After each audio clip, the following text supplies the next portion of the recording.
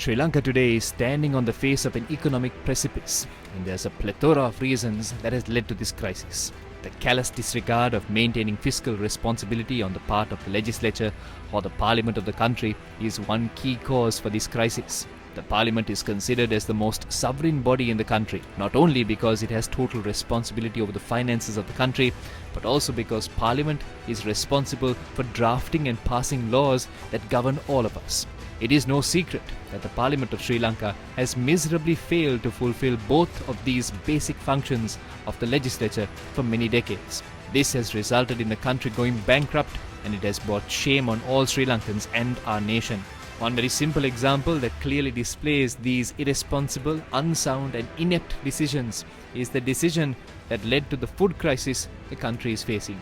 Despite how much political leaders of our country deny the facts, many international organizations have confirmed that 5 million people in Sri Lanka are food insecure and are skipping meals on a daily basis. According to UNICEF, Sri Lanka is now ranked 7th in the world and 2nd in the region among countries with the most severe cases of malnourished children. How did this happen?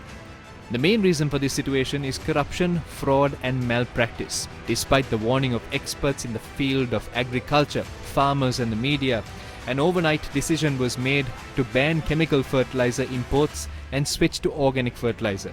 Parliament could have reversed this unsound and ill-advised decision of the President and ensured that food security in Sri Lanka is protected.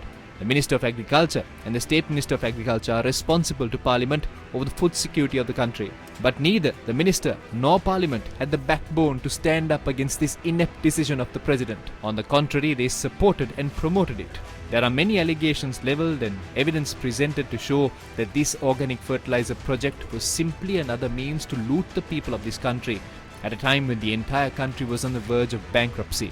Within a period of 2.5 years, the Ministry of Agriculture saw its head, the Secretary of Agriculture, change 5 times. Over $6 million was paid to a vessel carrying Chinese contaminated fertilizer, even though it never docked in Colombo.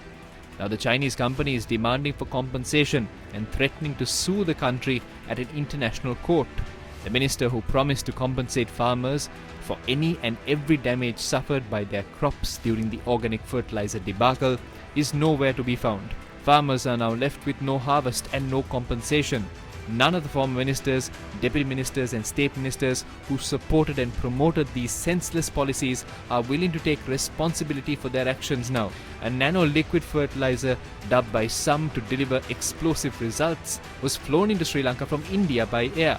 Farmers repeatedly pointed out that this nano-fertilizer is of no use. Just as they foretold, this project too was a complete failure. Now no one is responsible for the money that was spent on these unsound ventures fueled by empty rhetoric.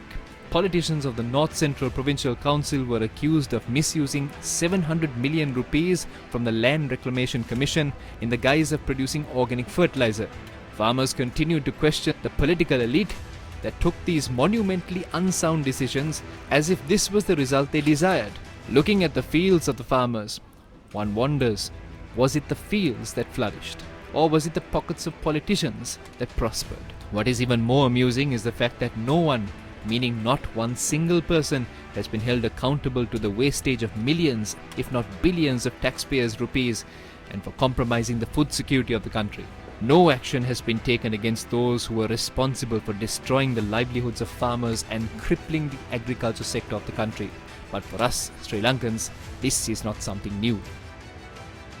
Do you remember the largest financial scam in the country? The central bank bond scam. Who stole from the savings of the hard-working people of our country? The scam caused a loss of 8 billion rupees to the Employees Provident Fund alone.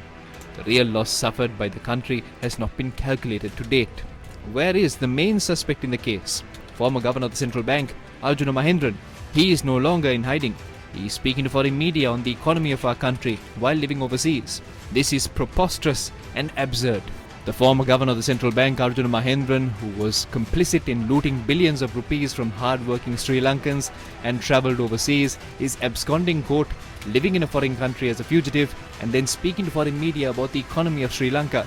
Is this not adding insult to injury of the hard-working Sri Lankans whose money he stole? Despite various assurances that Arjuna Mahendran will be brought back to Sri Lanka and prosecuted to the full extent of the law, the Parliament of Sri Lanka has once again magnificently failed. Also, let's not forget, 20th October 2020. Why was the tax on a kilo of imported sugar reduced from 50 rupees to a mere 25 cents?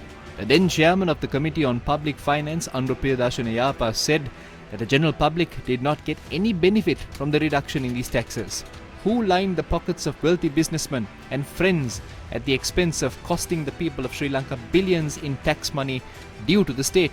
Under whose direction did the finance minister at the time take this decision? According to the audit report, the government lost a total of 16,763 million rupees due to this tax cut. That's over 16 billion rupees. The money that the government gave as tax concessions to their friendly businessmen was not available when the people of Sri Lanka desperately needed vaccines. These are only but a few among an unimaginable amount of cases of corruption and fraud committed by none other than the people that we as Sri Lankans elect to represent us. Instead of taking any sort of legal action against these massive acts of fraud and corruption, the leaders of our country always played the people of Sri Lanka for fools. We are not interested in party politics or individual politicians, and we have always stood with the people. This was so in the past, it is the reality of the present, and will also continue to be so in the future.